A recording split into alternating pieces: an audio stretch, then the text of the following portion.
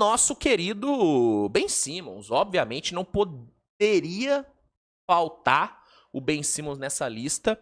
Só que o Ben Simmons, diferente do Vucevic, do Wiggins e do Ayton, o Ben Simmons ele já foi um jogador acima da média. Muito acima da média, inclusive. Pra mim, o Wiggins também foi, só que ele foi em poucas semanas acima da média. O Ben Simmons ele foi acima da média por uns 4 anos lá. Por uns 4 anos lá no Sixers, ele foi um jogador muito bom. Cara, ele teve média de 15,9 pontos, 8,1 rebotes e 7,7 assistências durante a sua passagem no Sixers. Ele foi candidato a DPOY em 2 temporadas. 19 e 20 ele ficou em quarto e 20 e 21 ele ficou em segundo.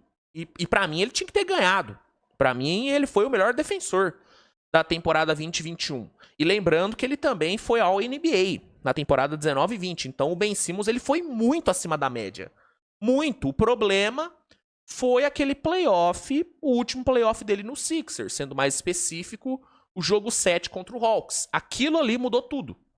Aquilo foi o ponto de ruptura na carreira do Ben Simmons. Existia um Ben Simmons antes daquele jogo 7 e passou-se a existir um Ben Simmons depois. Na verdade, parou de existir o Ben Simmons.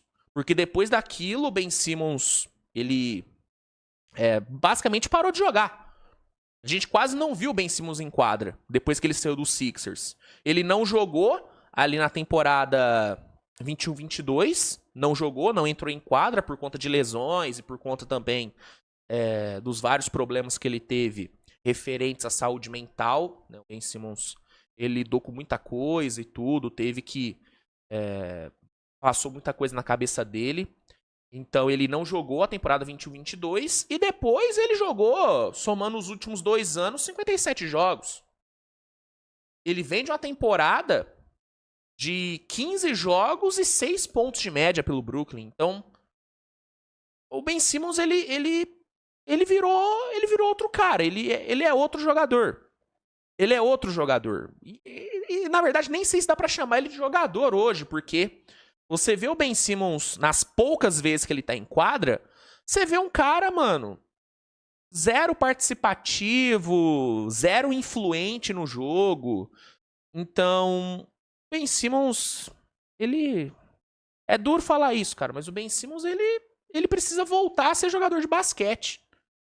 Antes de sonhar em voltar a ser o Ben Simmons que já foi, ele tem que voltar a ser jogador de basquete, porque ele não é. Ele não foi jogador de basquete nos últimos 2, 3 anos.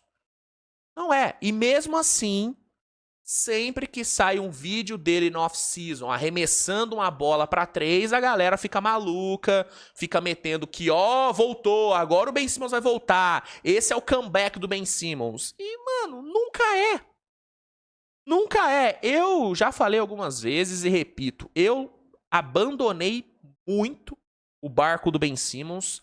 Eu já defendi muito ele, já fui muito otimista em relação ao Ben Simmons, mas, cara, desde o ano passado eu larguei o barco e até ele me convencer do contrário, não acredito mais nele.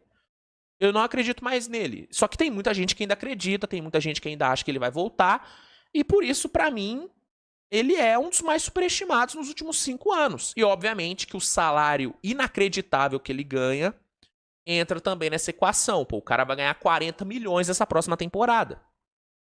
Então, pra mim, o Ben Simmons, com certeza, tá entre os mais superestimados aí dos últimos 5 anos. Mesmo em alguns anos desse período, ele ter sido realmente um jogador maravilhoso, mas se a gente for fazer a proporção, o saldo é bem mais negativo do que positivo.